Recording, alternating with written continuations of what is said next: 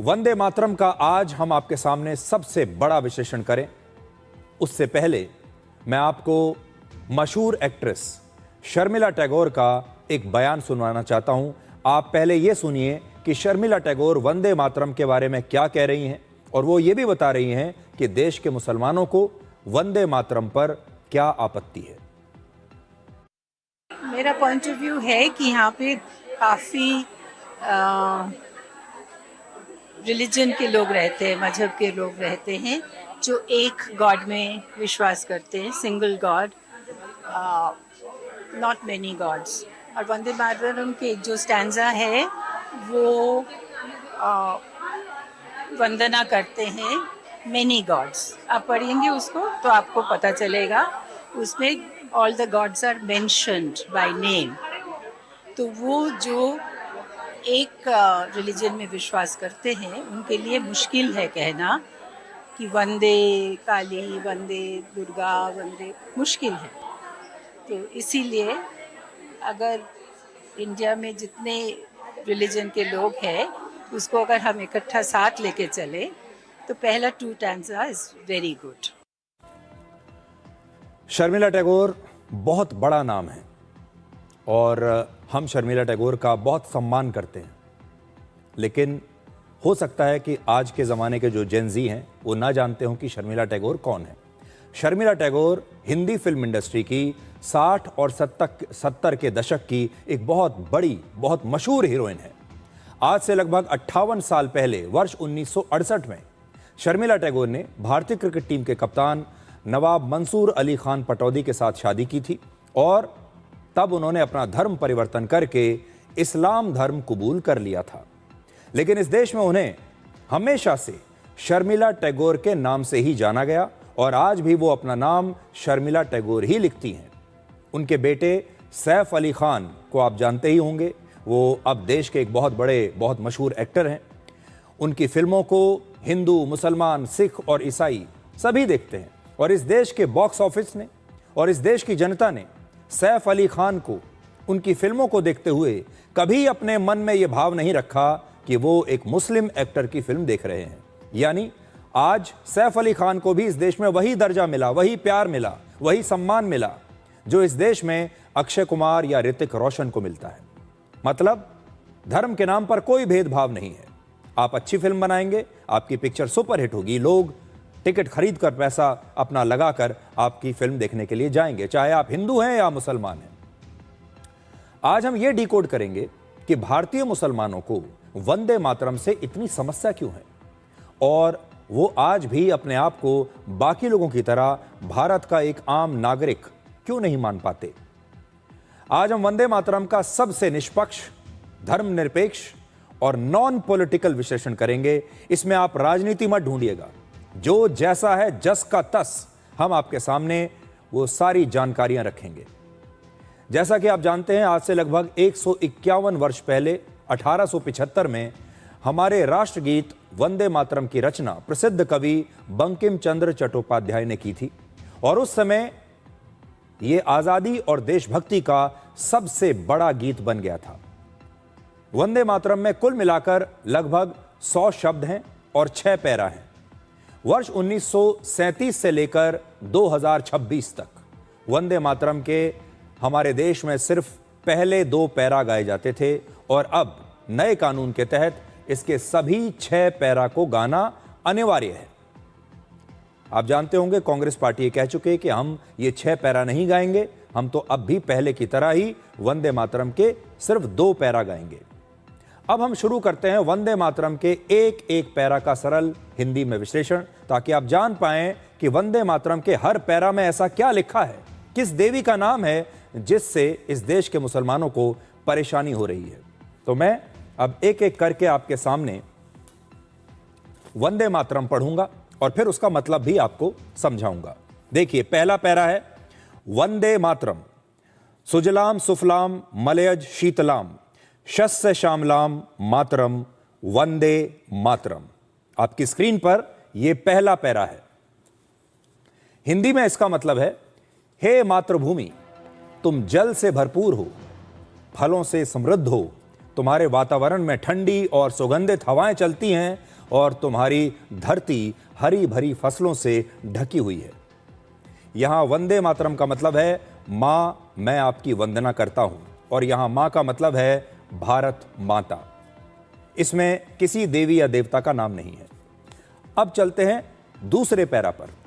तो दूसरा पैरा है जो आपकी स्क्रीन पर है। शुभ्र ज्योत्सना पुलकित यामिनीम फुल्ल कुसुमित द्रमदल शोभिनीम सुहासिनीम सुमधुर भाषणीम सुखदाम वरदाम मातरम वंदे मातरम। इसका मतलब है, हे मातृभूमि, तुम्हारी रातें चमकती चांदनी से सुंदर है, तुम्हारी धरती खिले हुए फूलों और पेड़ों से सजी हुई है, तुम मुस्कुराने वाली और मधुर भाषा बोलने वाली हो, तुम सुख देने वाली और वरदान देने वाली माता हो। यानी पहले दो पैरा में किसी भी देवी देवता का नाम नहीं है, इसमें सिर्फ और सिर्फ मातृभूमि यानी भारत माता की वंदना की गई है। अब तीसरा पैरा। कोटि कोटि कंठ कलकल निनाद कराले कोटि कोटि भुजैर धृत खरकर वाले के बोले मां तुम्ही अबले बहुबल धारणीम नमामि तारणीम रिपुदल वारणीम मातरम वंदे मातरम। इसका मतलब है, हे मां, करोड़ों लोगों की आवाजें गूंज रही हैं और करोड़ों भुजाएं, हथियार, अस्त्र शस्त्र उठाई खड़ी हैं। ऐसी शक्ति रखने वाली मां को कोई कमजोर कैसे कह सकता है। हे मां, मैं आपको नमन करता हूं क्योंकि आप बहुत शक्तिशाली हैं और शत्रुओं का नाश करने वाली हैं। और इस पैरा में भी किसी देवी देवता का नाम नहीं है, सिर्फ भारत माता का नमन किया गया है। अब देखिए चौथा पैरा। चौथा पैरा है, तुमी विद्या तुमी धर्म तुमी हृदय तुमी मर्म त्वम ही प्राणाहम शरीरे बहुते तुमी मां शक्ति हृदय तुमी मां भक्ति तोमारेई प्रतिमा गड़ी मंदिरे मंदिरे वंदे मातरम। इसका मतलब है, हे मां, तुम ही विद्या हो, तुम ही धर्म हो, तुम हमारा हृदय हो और हमारा संपूर्ण जीवन हो। हमारे जीवन में जो प्राण है और हमारी भुजाओं में जो शक्ति है वो भी तुमसे जुड़ी है। हमारे हृदय में जो भक्ति है वो भी तुम्हारे लिए है और हम तुम्हारी प्रतिमा मंदिर मंदिर में बनाते हैं, हर मंदिर में बनाते हैं। अब पांचवा पैरा है जो मैं आपके सामने पढ़ने वाला हूं।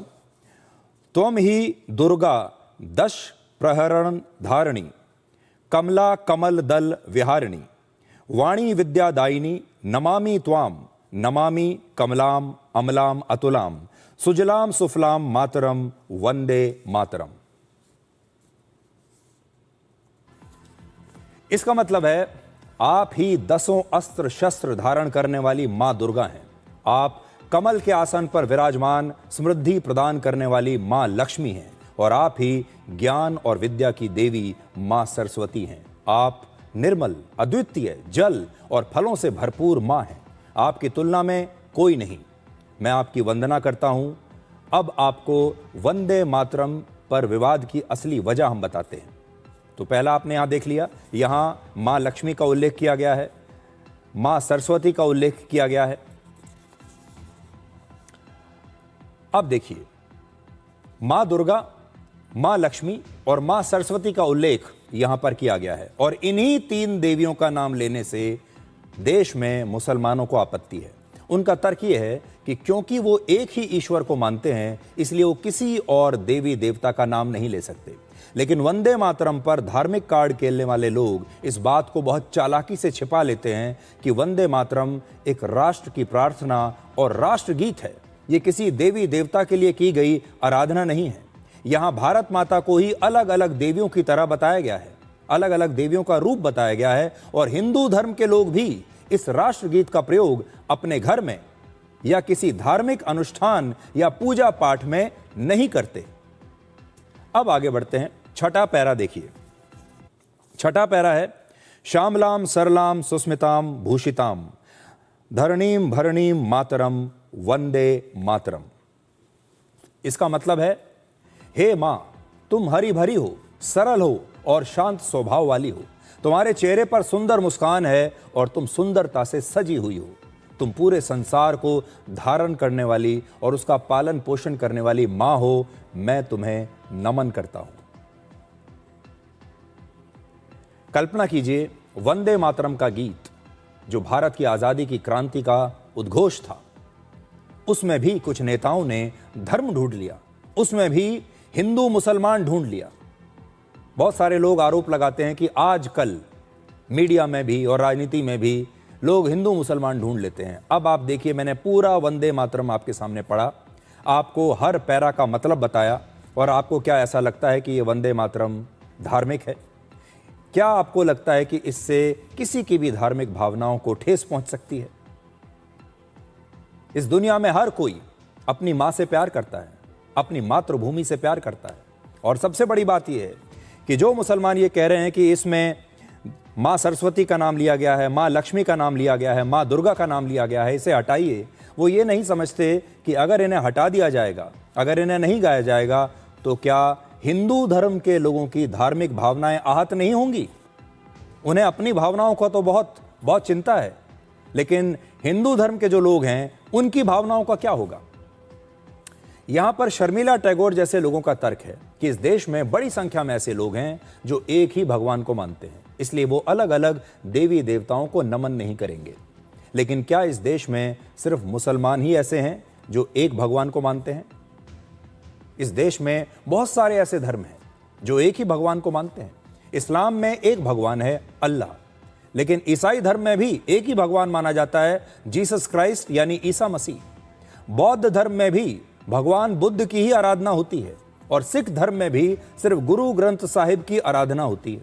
लेकिन मुसलमानों के अलावा किसी और अल्पसंख्यक धर्म के व्यक्ति ने वंदे मातरम पर आपत्ति नहीं की, तो सिर्फ मुसलमानों को ही यह आपत्ति क्यों हो रही है? आज अगर आपसे कोई पूछे कि हमारे देश में अल्पसंख्यक कौन है, तो आप में से ज्यादातर लोग आंख बंद करके कहेंगे कि हमारे देश में मुसलमान अल्पसंख्यक हैं, जबकि भारत में मुसलमानों की संख्या हिंदुओं के बाद सबसे ज्यादा है। भारत में आज लगभग 20 से 25 करोड़ मुसलमान हैं। संख्या कम नहीं है, ये लगभग पाकिस्तान की जनसंख्या के बराबर है। पाकिस्तान में भी इतने ही मुसलमान रहते हैं जितने भारत में।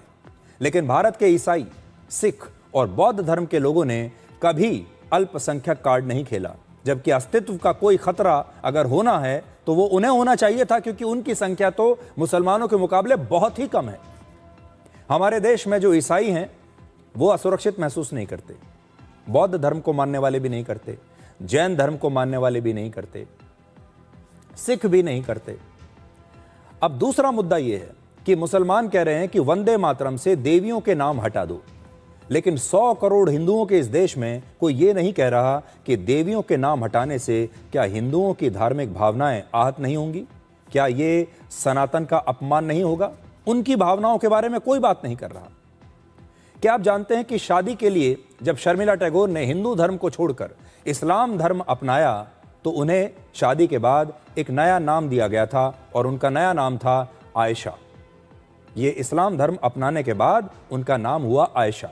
लेकिन शर्मिला टैगोर ने सार्वजनिक रूप से कभी भी ये नाम इस्तेमाल नहीं किया, क्योंकि वो ये जानती थी कि इस देश में उन्हें जो भी प्यार और सम्मान मिला है वो शर्मिला टैगोर नाम की वजह से मिला है। रातों रात अगर उन्होंने अपनी पहचान बदली तो ये स्टारडम चला जाएगा, ये पहचान चली जाएगी। और 1968 में अपनी शादी के बाद उन्होंने जिस भी फिल्म में काम किया उसमें भी उनका नाम शर्मिला टैगोर ही रहा। ये सारी वो फिल्में हैं जिसमें उन्होंने काम किया, और इन सब में उनका नाम शर्मिला टैगोर ही था। आप यहां पर देख सकते हैं। इसके अलावा ऐसे बहुत सारे मुस्लिम कलाकार हैं जिन्होंने हिंदी फिल्मों में काम करने के लिए अपना इस्लामिक नाम छोड़कर हिंदू नाम रख लिया, और आप बहुत सारे लोग आप में से उन्हें जानते होंगे। जैसे मोहम्मद यूसुफ खान दिलीप कुमार बन गए, बेगम मुमताज जहां दहलवी मधुबाला बन गई, महजबी बानो मीना कुमारी बन गई, हामिद अली खान अजीत बन गए, सैयद इश्तियाक अहमद जाफरी जगदीप बन गए, और बदरुद्दीन जमालुद्दीन काजी जॉनी वॉकर बन गए। आज हमारा तर्क यह है कि जब आप नाम, शोहरत और पैसा कमाने के लिए इस्लाम धर्म द्वारा दिया गया अपना मूल नाम बदलकर एक हिंदू नाम और एक हिंदू पहचान अपना सकते हैं, तो वंदे मातरम गाने में क्या आपत्ति है? दूसरा तर्क यह है कि बहुत सारे मुस्लिम पुरुषों ने हिंदू लड़कियों से शादी की है और आज भी उनके घरों में इस्लाम और हिंदू धर्म दोनों को फॉलो किया जाता है, जो कि अच्छी बात है, हम उनकी आलोचना नहीं कर रहे। शर्मिला टैगोर के ही बेटे सैफ अली खान ने पहले अमृता सिंह से शादी की, जो हिंदू हैं, उसके बाद करीना कपूर से शादी की, वो भी हिंदू हैं। और सैफ अली खान जैसे हमारे देश में न जाने कितने ऐसे मुस्लिम पुरुष हैं जिन्होंने हिंदू लड़कियों से शादी की है और आज एक आधुनिक और खुले विचारों वाले प्रोग्रेसिव मुस्लिम परिवारों की तरह उनके घरों में ईद भी मनाई जाती है और दिवाली भी मनाई जाती है। उनके घर में अल्लाह का नाम भी लिया जाता है और भगवान शिव की भी पूजा होती है। सैफ अली खान की बेटी और शर्मिला टैगोर की पोती सारा अली खान को आपने अक्सर केदारनाथ मंदिर या देश भर के दूसरे हिंदू मंदिरों में पूजा करते हुए देखा होगा और यहाँ उनकी ये प्रशंसा करनी चाहिए। वो एक प्रोग्रेसिव मुस्लिम है, पढ़ी लिखी मुस्लिम है और वो समझती हैं कि अगर वो किसी मंदिर में भी चली गई पूजा के लिए तो इससे उनका धर्म भ्रष्ट नहीं हो जाएगा। हमारे देश के सबसे बड़े स्टार शाहरुख खान ने भी वर्ष 1951 में 91 में गौरी छिब्बर से शादी की थी, जो कि एक हिंदू हैं, और आज उनके घर में भी दिवाली भी मनाई जाती है और ईद भी मनाई जाती है। उनका एक सेकुलर परिवार है और उन्हें कभी ये नहीं लगा होगा कि अगर वो दिवाली मनाएंगे या वो मंदिर में चले जाएंगे तो उनका धर्म भ्रष्ट हो जाएगा। अगर वो दिवाली पर मां लक्ष्मी की पूजा कर लेंगे तो उनका धर्म भ्रष्ट हो जाएगा। वर्ष 1952 में एक फिल्म आई थी बैजू बावरा, जिसमें मशहूर गायक मोहम्मद रफ़ी ने एक बड़ा अच्छा भजन गाया था जिसके बोल हैं मन तड़पत हरि दर्शन को। ये एक भजन था जिसे एक मुस्लिम मोहम्मद रफ़ी गा रहे थे। तो क्या इन मुसलमानों का धर्म भ्रष्ट हो गया? क्या अब ये सच्चे मुसलमान नहीं रहे? हम तो इनसे ये भी नहीं कह रहे हैं कि आप खुद वंदे मातरम गाइए। आज राहुल गांधी जैसे जो नेता हैं वो कहते हैं हम वंदे मातरम नहीं गाएंगे। उनसे तो हम ये कहेंगे कि भाई आप जैसे लोगों को सही उच्चारण में वंदे मातरम गाने में ही वर्षों का समय लग जाएगा। सैकड़ों हजारों बार रिहर्सल करने के बाद भी आप ठीक से वंदे मातरम नहीं गा पाएंगे, क्योंकि इन तमाम लोगों की हिंदी भी वैसे भी इतनी खराब है, तो ये संस्कृत कैसे पढ़ेंगे? दुर्भाग्य ये है कि कांग्रेस पार्टी ने हमेशा ही कट्टरपंथी मुसलमानों को अपना वोटर माना है और उन्हीं की राजनीति की है।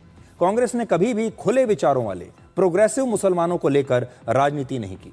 उन्होंने हमेशा कट्टरपंथी मुसलमानों को उकसाया है कि आप वंदे मातरम मत गाइए। आज हमारा इतना सा मानना है कि अगर आपके सामने वंदे मातरम गाया जा रहा है तो आप कम से कम उसे सुन तो सकते हैं। गा तो आप पाएंगे ही नहीं, हम मान ही नहीं सकते कि आप गा सकते हैं, पर अगर आपके सामने वंदे मातरम गाया जा रहा है कम से कम ठीक से सुन तो लीजिए। उसके सम्मान में आप खड़े तो हो सकते हैं, कम से कम उसका विरोध करने से बच तो सकते हैं। यह कहने का क्या मतलब है कि हम वंदे मातरम ना गाएंगे और ना गाने देंगे? एक प्रार्थना है जो राष्ट्रपिता महात्मा गांधी ने गाई थी और उन्हें बड़ी पसंद थी, जिसके बोल हैं ईश्वर अल्लाह तेरो नाम सबको सन्मति दे भगवान। आज़ादी के बाद से देश भर के स्कूलों में यह प्रार्थना गाई जाती है, लेकिन आपने आज तक यह नहीं सुना होगा कि किसी भी हिंदू परिवार ने, किसी भी हिंदू बच्चे ने या किसी हिंदू नेता ने इसका कभी विरोध किया हो। तो आज हमने आपके सामने वंदे मातरम का एक बिल्कुल निष्पक्ष विश्लेषण किया है, धर्मनिरपेक्ष विश्लेषण किया है और आपको वंदे मातरम के जो 6 पैरा हैं वो पढ़कर सुनाए हैं, उनका मतलब सुनाया है और आप खुद देखेंगे कि कितनी खूबसूरत कविता है, कितना खूबसूरत गीत है, जो आपको ये बताता है कि आप जो इसको गा रहा है वो अपनी मां से कितनी मोहब्बत करता है, कितना प्यार करता है और मां को देवी की तरह पूजता है। मुझे लगता है कि इससे ज्यादा सुंदर गीत अगर आपको वंदे मातरम का मतलब समझ में आ जाए तो आपको इससे सुंदर गीत कोई और मिलेगा नहीं। इससे ज्यादा खूबसूरत गीत कोई हो नहीं सकता। राष्ट्रभक्ति का इससे बड़ा गीत कोई हो नहीं सकता। इसलिए आज मैं आपसे कहूंगा, आप पहले वंदे मातरम को पढ़िए, उसके बाद इसका मतलब समझिए। यह आज जो मैंने आपको सारा मतलब समझाया है, आप चाहें तो इस वीडियो को अपने दोस्तों के साथ, अपने परिवार के साथ शेयर कीजिए। देश भर के लोगों को बताइए कि वंदे मातरम है क्या, उसके पीछे की भावनाओं को बताइए कि उनकी भावनाएं क्या हैं, इसमें कितना प्यार छुपा है। और क्या आप अपनी मां के लिए ऐसी बात नहीं कहना चाहेंगे जो वंदे मातरम में हमारी भारत माता के लिए कही गई है। इसलिए इसका एक वीडियो बनाइए और अपने तमाम दोस्तों को व्हाट्सएप पर शेयर कीजिए, फेसबुक पर शेयर कीजिए और जिस सोशल मीडिया पर आप हैं वहां पर आपको ये शेयर करना चाहिए, क्योंकि इस देश के लोगों को ये जानने का अधिकार भी है और ज़रूरत भी है कि वंदे मातरम में आखिर क्या लिखा है और कितनी बेकार की मामूली सी बातों पर कुछ लोग इसका विरोध कर रहे हैं।